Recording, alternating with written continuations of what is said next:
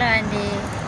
ఇగో మేమైతే ఇవాళ బాసరకు పోతున్నాం. బాసరకు పోగా మార్గ మధ్యలో ఒక ఊరు, ఆ ఊళ్ళో చాలా చిన్న చెరువే, కానీ అందులో పువ్వులు మాత్రం కలువ పువ్వులు అయితే సూపర్ ఉన్నాయి.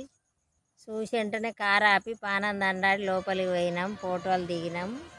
ఇక కొన్ని పువ్వులు తెంపుకున్నా, ఇక కొన్ని చెట్లు కూడా తెంపుకచ్చుకుంటున్నా.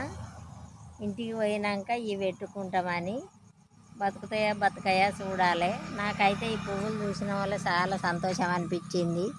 ఎంత అందంగా ఉన్నాయో, ఫుల్ ఉన్నాయండి. కాకపోతే నీళ్ళు ఉన్నాయి, అందుకు దిగడానికి పక్కకుండే బురదల దిగకుండా పక్కకుండే తెంపుకున్నాము.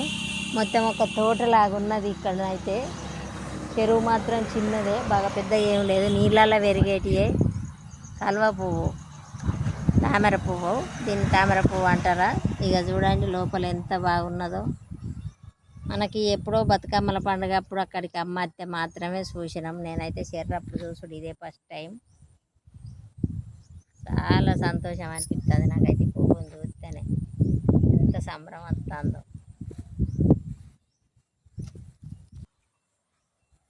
ఇంకా కొంచెం సేపు ఇక్కడనే ఉండాలనిపిస్తుంది.